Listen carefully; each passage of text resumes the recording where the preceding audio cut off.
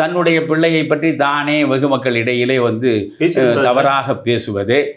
நாளைக்கு இவருக்கு பிறகு அன்புமணியே தலைவராக வருகிறார் வைத்துக் கொள்ளுங்கள். இவருடைய தந்தையே இவரை பற்றி என்னவெல்லாம் சொல்லியிருக்கிறார், இவருக்கு தலைமை பண்பே இல்லை என்றெல்லாம் அவர் தெளிவாக சொல்லியிருக்கிறார். 26 மேடையில் எல்லாம் பேசப்படுமா? பேசப்படாது, கட்டாயம் பேசப்படும். அம்மாவே அடிச்சாருப்பாங்க. அதான் அதாவது திராவிட கட்சிகள் பேசுவாங்க, பேச மாட்டாங்க. அதாவது எத்தனை அழுக்கு படிந்திருந்தாலும் தன்னுடைய அழுக்கு சட்டையை பகிரங்கமாக சமூக வெளியில் கொண்டு அதை துவைக்கக்கூடாது. துவைச்சா அழுக்கு போகும், எல்லாரும் பார்ப்பான். அதை வீட்டுக்குள்ளே தான் வச்சுக்கணும் இல்லையா? இப்போ நான் அதனால தான் பல நேரத்தில் சொல்லுவேன், ஒரு சலவை தொழிலாளிக்கு இருக்கக்கூடிய சமூக கண்ணோட்டம் கூட நம்ம அரசியல்வாதிகளுக்கு கிடையாதுங்க. இப்போது உங்கள் வீட்டில் அழுக்கு துணி இருக்குது, என் வீட்டில் அழுக்கு துணி இருக்குன்னா இந்த சலவை தொழிலாளி நம்ம வீட்டில் வாங்கிட்டு போவார், எல்லாமே அழுக்கு துணி தான்.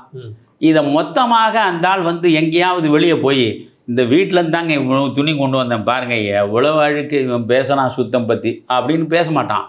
எல்லாவற்றையும் ஒன்றாக சேர்த்து மூட்டை கட்டி கழுத மேலே வச்சு ஊருக்கு ஒதுக்குப்புறமாக இருக்கிற துறைக்கு கொண்டு போவான். அந்த துறையில் வெளுத்து அதை அந்த கழுதை மீது வைத்து மறுபடியும் கொண்டு வீட்டுக்கு விநியோகம் பண்ணுவான். அவன் எந்த நாளும் அழுக்கை பகிரங்கப்படுத்துவதில்லை. ஒரு சலவை தொழிலாளிக்கு தெரிந்தது கூட நம்முடைய அரசியல் தலைவர்களுக்கு தெரியவில்லையே என்பது தான் நமக்கான வருத்தம்.